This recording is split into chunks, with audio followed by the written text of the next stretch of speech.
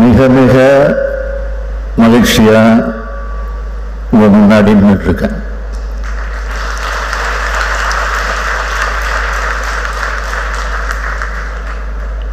என் மகிழ்ச்சிக்கு என்ன காரணம்னு கேட்டீங்கன்னா, முதலமைச்சரின் காலை உணவு திட்டம், நான் முதல்வன், புதுமை பெண், கலைஞர் உரிமை திட்டம் என தமிழ்நாட்டில் இருக்க பெண்கள், குழந்தைகள், மாணவர்கள், இளைஞர்கள் உங்களோட முன்னேற்றத்திற்கும் எதிர்காலத்திற்கும் முதலமைச்சரா இருந்து பணியாற்றக்கூடிய வாய்ப்பு, பாடுபடக்கூடிய எண்ணம் எனக்கு மிகுந்த மகிழ்ச்சியை தந்துகிட்டு இருக்கு. இந்த மகிழ்ச்சியை வழங்கின தமிழ்நாட்டு மக்களான உங்களுக்கு முதல்ல என்னுடைய நன்றி.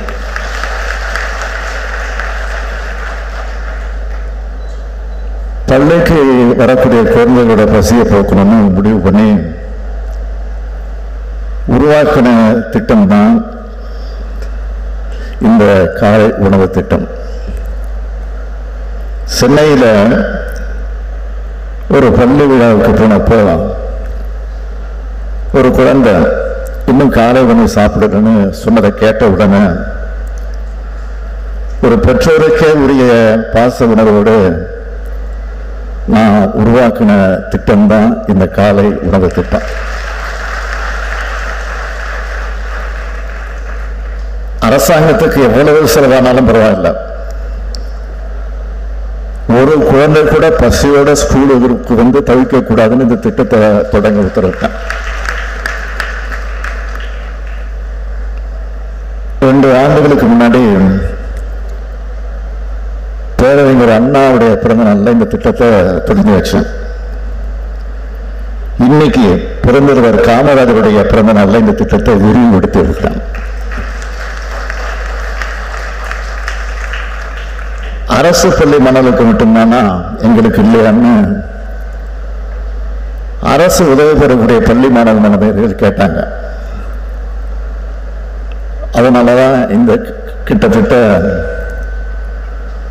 18,50,000 அரசு பள்ளி மாணவ மாணவிய வயிறார சாப்பிட காரணமான இந்த திட்டத்தை இன்னைக்கு விரிவுபடுத்திருக்கிறேன். இனிமே அரசு உதவி பெறக்கூடிய பள்ளிகளை சேர்ந்த 2,23,000க்கு அதிகமான மாணவர்கள் காலை உணவு சாப்பிட இருக்காங்க. மொத்தமா சொல்லணும்னா நாள்தோறும் 20,73,000க்கு அதிகமான குழந்தைகள் சத்தான சுவையான காலை உணவை சாப்பிடுறாங்க. புறநானூறு, திருக்குறள்னு, மணிமேகலைன்னு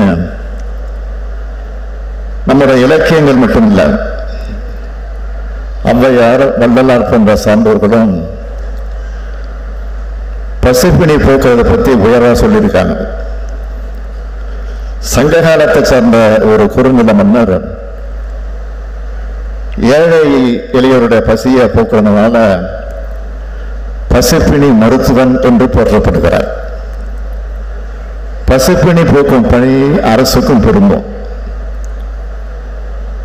ஏழை எளிய மாணவர்களுக்கு உணவு அளிக்கிறது மூலமா குழந்தைகளை நலமான, வளமான, அறிவுமிக்க சமூகமாக வளர்த்திருக்கிறோம். ஏன்னா குழந்தைகள் தான் தமிழ்நாட்டோட எதிர்கால சொத்து. அதனாலதான் காலை உணவு திட்டத்தை ஒதுக்கீடு பற்றி அதிகாரிகள் என்னோட விவாதிச்சப்போ அதை நிதி ஒதுக்கீடுன்னு சொல்லாதீங்க,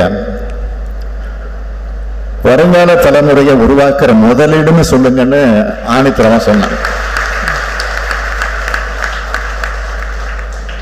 ஆனா இந்த திட்டம் மாணவ மாணவருக்கு தன்னம்பிக்கை அளிக்குது, பெற்றோர்களுக்கு பொருளாதார சுமையை குறைக்குது, பள்ளிகளுக்கு வர மாணவர்களோட எண்ணிக்கையை அதிகரிச்சிருக்குது, இடைநிற்றலை குறைக்குது.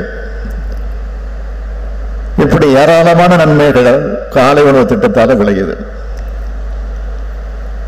கொஞ்ச நாளைக்கு முன்னாடி ஒரு பெண் அளிச்சிருந்த பேட்டியை பார்த்தேன், டிவியில பார்த்தேன், வாட்ஸ்அப்லையும் பார்த்தேன்.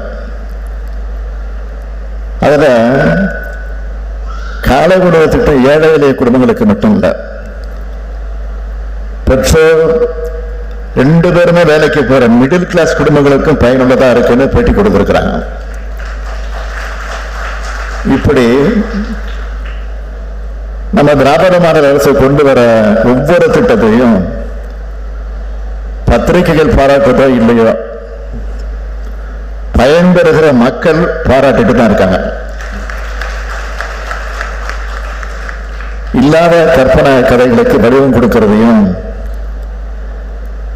ஈரை பேணாக்கும் வேலையை செய்பவர்களுக்கு நன்மை நம்ம பாராட்டுவதற்கு மனம் இல்லை. அதை பத்தி நமக்கு கவலையும் இல்லை. எந்த ஒரு சிறு பிரச்சனை இருந்தாலும் நம்ம அரசு உடனடியா அதை கவனத்தில் எடுத்து அதை தீர்த்து வைக்குது. எந்த விவகாரத்தையாவது நம்ம அரசு செயல்படாம தேங்கி இன்னும் இருக்கா? இல்லை. நாள்தோறும் மக்களுக்கான நலத்திட்டங்கள், தமிழ்நாட்டின் எதிர்கால முன்னேற்றத்திற்கு தேவையான செயல்பாடுகள்னு நாங்கள் தொடர்ந்து செஞ்சுக்கிட்டு இயங்கிக்கிட்டு இருக்கோம். பொய் செய்திகள் மூலம் ஒரு சில கருத்துருவாக்கங்கள் உருவாக்கி அதுல குளிர்காயிலாம நினைக்கிற அந்த மக்கள் விரோத சக்திகளோட அஜெண்டா எந்த காலத்திலும் நடக்காது. ஏன்னா ஒவ்வொரு குடும்பமும் பயன்பெறக்கூடிய வகையில மக்கள் நலத்திட்டங்களை பார்த்து பார்த்து செயல்படுத்திக்கிட்டு இருக்கோம். குறிப்பா இந்த காலை உணவு திட்டம் நம்மளோட திராவிட மாடல் அரசுக்கு நீடித்த புகழை தேடி தந்திருக்கு. நாம தொடங்கின பின்புதான் இந்தியாவுடைய பல்வேறு மாநிலங்கள்ல, ஏன் கன்னடா போன்ற நாடுகள்லையும் தொடங்கப்பட்டிருக்கு. இந்த நேரத்தில் அமைச்சர்களையும் அதிகாரிகளையும் சட்டமன்ற உறுப்பினர்களையும் நாடாளுமன்ற உறுப்பினர்களையும் நான் கேட்டுக்க விரும்புவது, எந்த ஊர்லையும் எந்த ஸ்கூல்லையும் உணவோட தரம் ஒரு துளி கூட குறையக்கூடாது. உங்க குழந்தைங்க சாப்பிடுற சாப்பாட்டை எப்படி கவனமா பார்த்துப்பீங்களோ அந்த மாதிரி அரசு பள்ளி மற்றும் அரசு உதவி பெறக்கூடிய பள்ளி மாணவர் சாப்பாட்டை கவனமா ஸ்பெஷல் கேர் எடுத்து பாருங்க.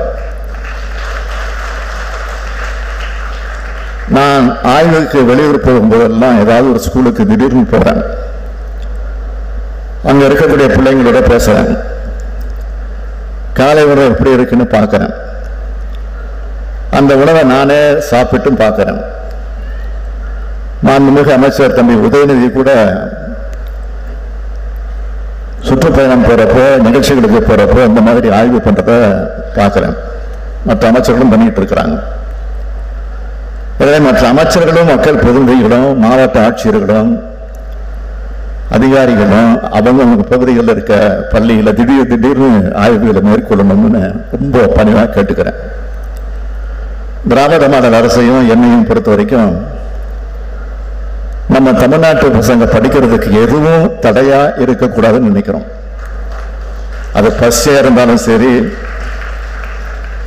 நீட் தேர்வா இருந்தாலும் சரி, ஒன்றிய அரசோட புதிய கல்விக் கொள்கையா இருந்தாலும் சரி, எந்த தடை வந்தாலும் அந்த தடைகளை உடைக்கிறது தான் எங்களுடைய முதல் பணி. நீட் தேர்வை நான் எதிர்க்க தொடங்கினப்போ ஏன் எதிர்க்கிறீங்கன்னு சில எதிர்கேள்வி கேட்டாங்க. ஆனா இன்னைக்கு நீட் தேர்வு நடக்கிற முறைகேடுகளை பார்த்து உச்ச நீதிமன்றமே கேட்க ஆரம்பிச்சு, கேள்வி கேட்குது. மாணவர் சமுதாயம் போர்க்கொடி தூக்குது. பல முதலமைச்சர்கள் தேசிய தலைவர்கள் நீட் வேண்டாம்னு குரல் கொடுக்க ஆரம்பிச்சுட்டாங்க.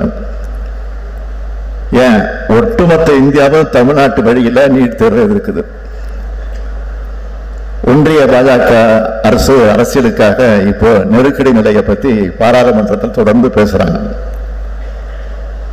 ஆனா நாம அவங்க கிட்ட கேட்கிற கேள்வி, நெருக்கடி நிலை காலத்துல ஒத்திசைவு பட்டியலுக்கு மாற்றப்பட்ட கல்வியை உடனடியாக மாநில பட்டியலுக்கு மாற்ற ஒன்றிய அரசு தயாரா இருக்கா?